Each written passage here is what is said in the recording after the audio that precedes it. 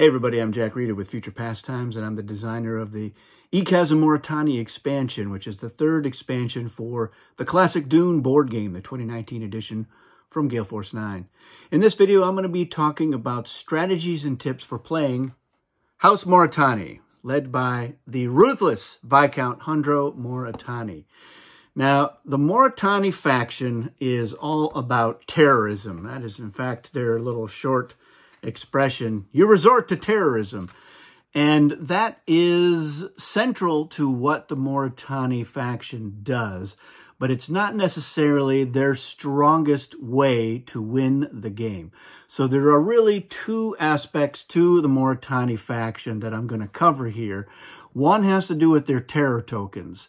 Now, the terror tokens are the main thing that the faction does, but this is a slow burn approach to winning the game. You're not going to win the game quickly with House Moritani if you're relying largely on the terror tokens, because you don't even get to put a terror token down until the end of a game turn. So you got to get all the way through turn one before you can put a token down, and it's during turn two that players will have to deal with it. But that's only one token. So as Moritani, you typically do want the game to go on for a few turns so that the terror tokens can have their effect. Now, for the early part of the game, they're going to, by and large, be a deterrent.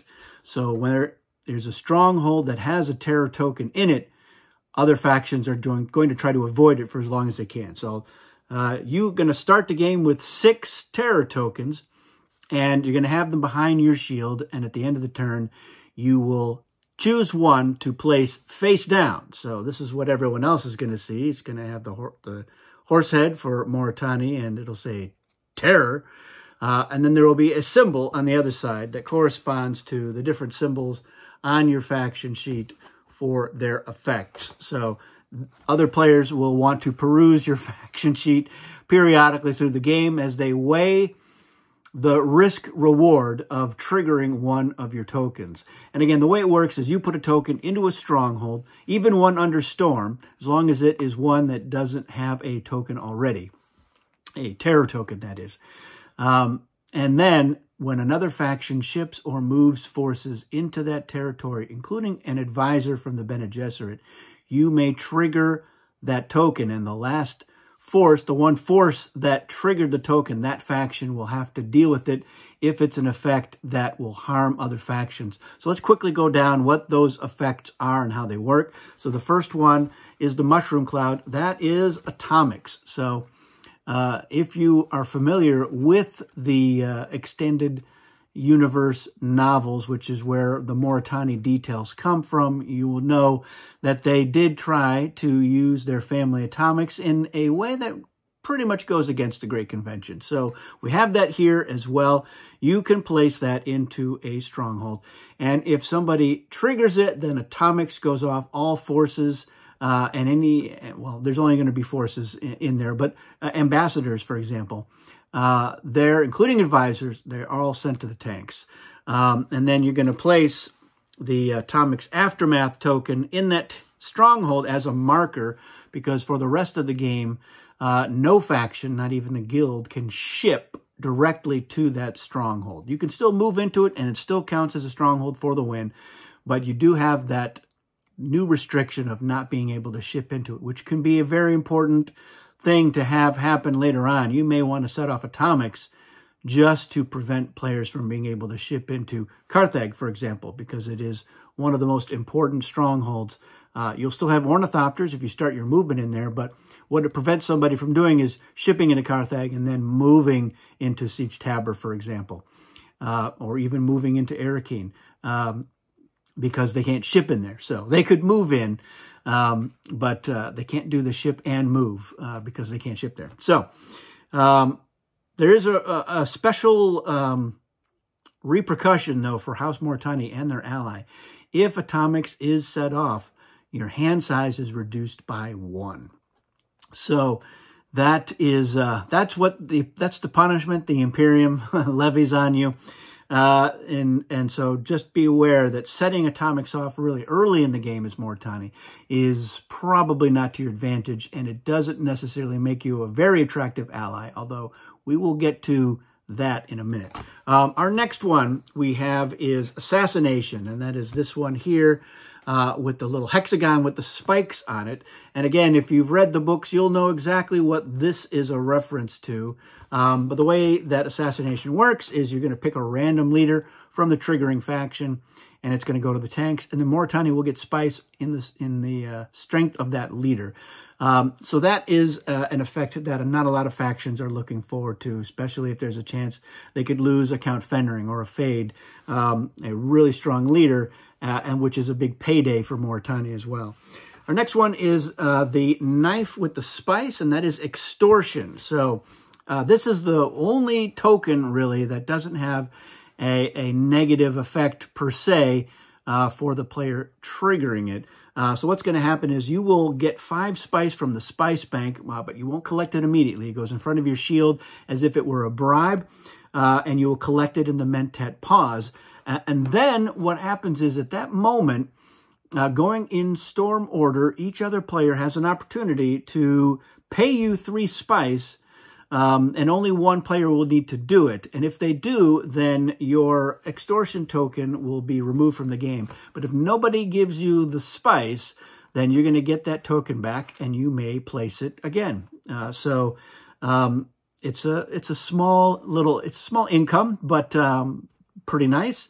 5 spice, possibly 8 spice, and then maybe 5 spice again if nobody gives you the 3.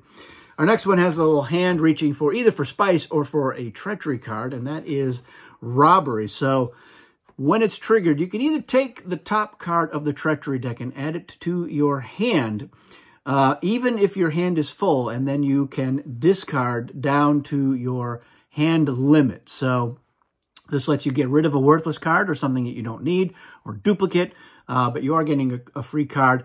But the other option you have is when you trigger it is you can steal half rounded up of the spice of the triggering faction. So if a faction like the Spacing Guild or the Emperor or Chome is triggering this token, you may want to get the spice, and you can have a really nice payday. I got 22 spice one time robbing somebody. So that was a pretty good one. The one with all the gears here is Sabotage. So when somebody triggers that, you're going to draw a random treachery card from their hand and then discard it. And then you have the option of then giving them a treachery card from your hand. And the ways you're unloading something you don't want, maybe give them a worthless card. And freeing up space in your own hand for better cards later on. And then finally, the one with the 2 Ornithopters is Sneak Attack. So when that one gets triggered, you get to send 5 of your forces in your reserves into that territory at no cost. That is provided that it's not already a blocked stronghold. So if Atreides is in there and then the Harkonnen enter it and trigger the token, you wouldn't be able to send any forces in there. So triggering the token for the Moritani is always optional. You're not forced to do it. So you would probably want to wait. Maybe that token is in a stronghold where you have forces, and this lets you bolster them with up to 5 more of your forces from your reserves for free.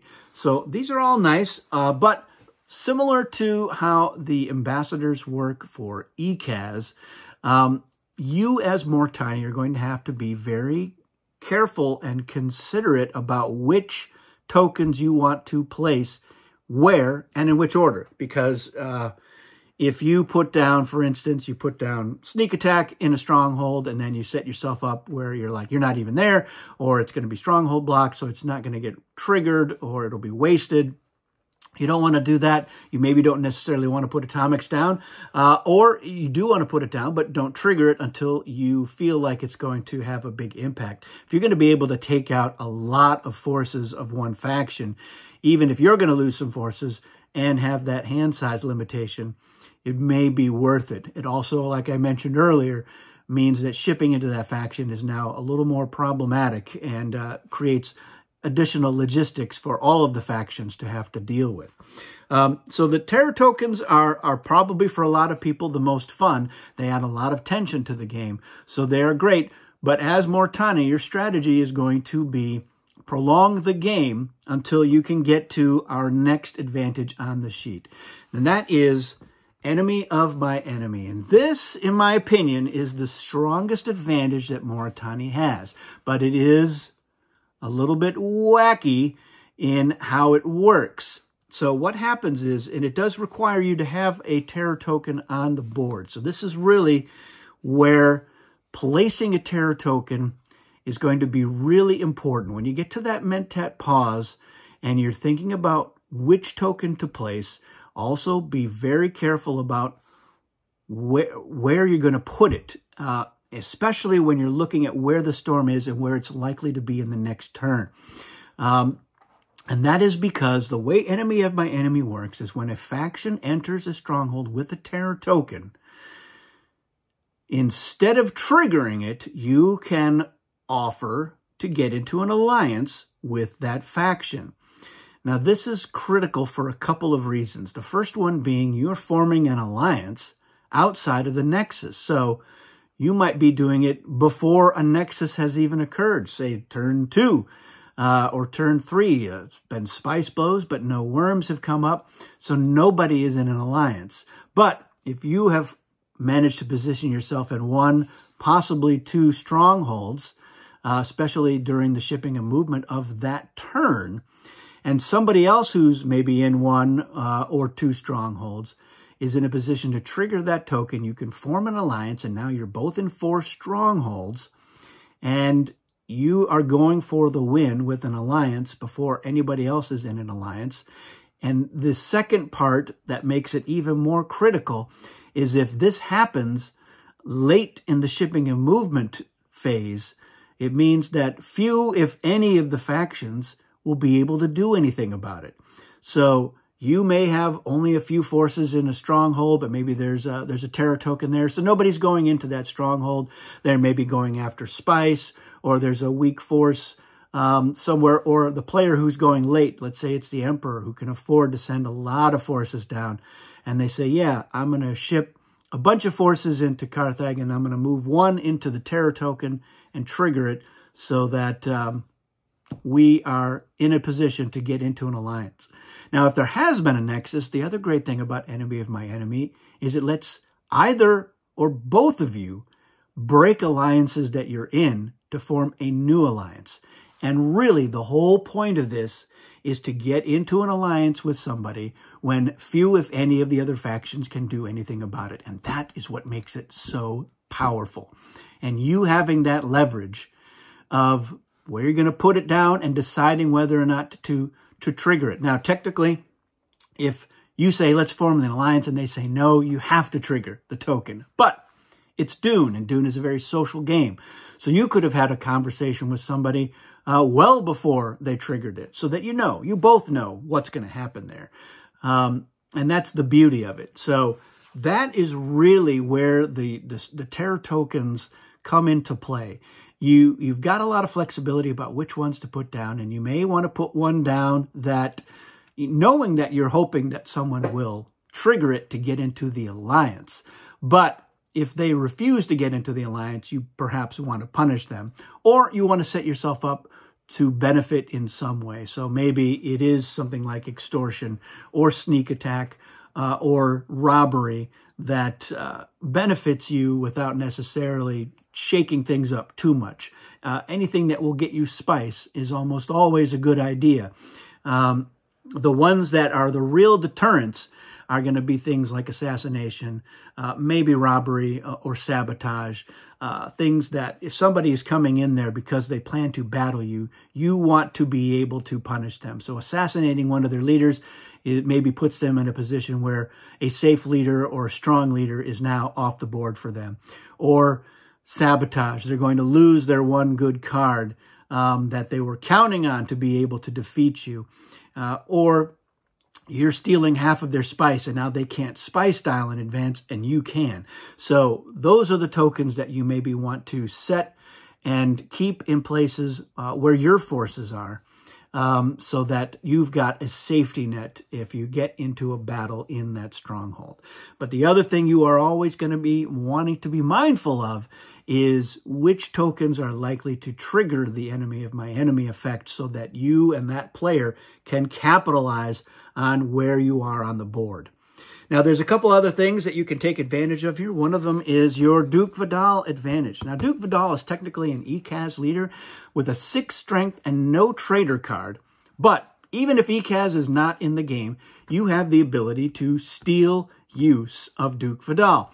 And again, it goes back to the lore and the stories from the expanded universe. Duke Vidal, very shifty character, wanted to lead ECAS, but was in cahoots with Moritani to make that happen.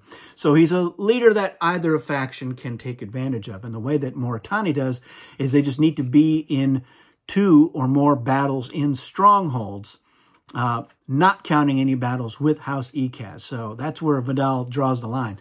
But if you can find yourself in 2 battles, and they have to be in strongholds, then you've got access to this 6 strength leader.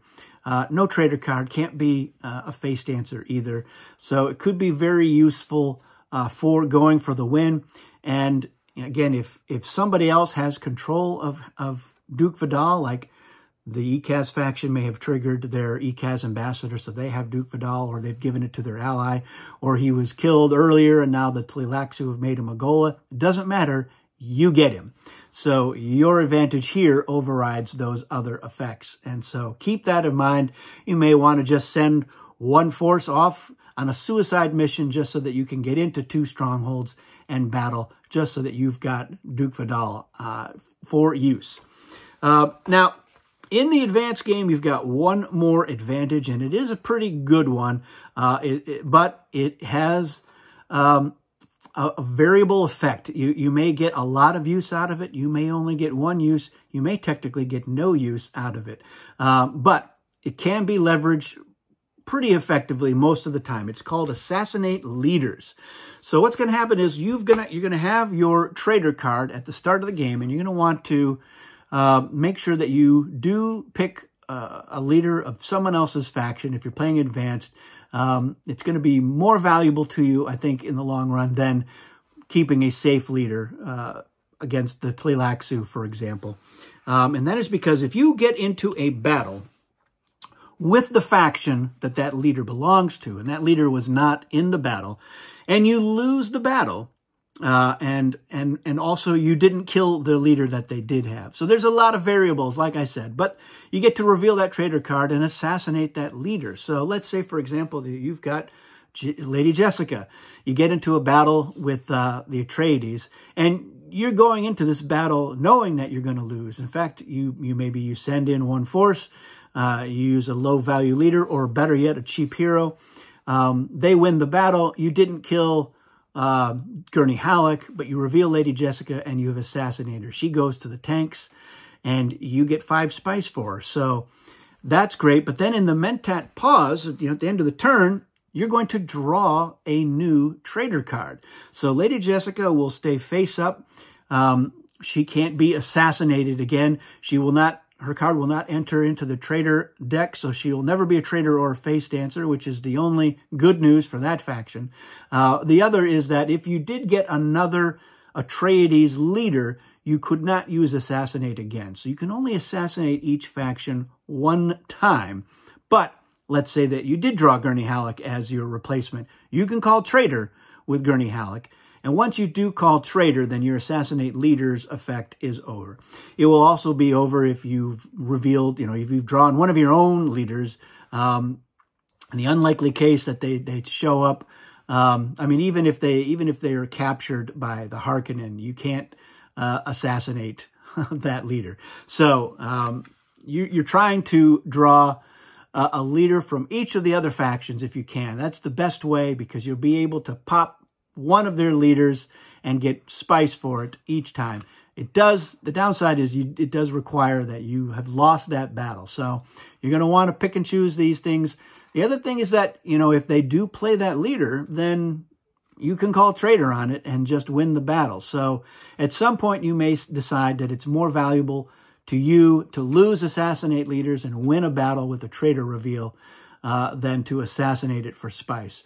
But it should inform some of your early game decisions. So killing off leaders, especially high-value leaders, can be very good. It's going to be very tempting to call traitor, so you're going to have to weigh the benefits of using up that traitor reveal and canceling your own assassinate leader's advantage for the rest of the game with an early traitor call. You know, maybe it's going to force them to lose some really good treachery cards. That might be it, and a lot of forces. That might make it worthwhile. But by and large, the strategy for Moritani is to prolong the game. And part of the prolonging should be leveraging assassinate leaders so you can get spice and kill the other factions' leaders, fill up those tanks as much as you can to buy time to get terror tokens onto the board that you can either leverage for their effect or, more importantly, position yourself to use enemy of my enemy. And I've seen plenty of games where it got triggered by the player who went last in turn order, and there was maybe one battle, there was maybe no battles, and that alliance won the game. Very powerful, hard to fight against. So in some cases, players may try to bribe you to not do it. You should encourage them to do that because it's a nice way to earn spice and maybe prolong the game some more. If you can get a few more terror tokens on. The great part about the terror tokens, like I said, most of the time, players are going to try to avoid them. They'll avoid them as long as they can. They'll say, like, I don't want to be the one who triggers this. You trigger it. And they'll be trying to egg each other on to do so.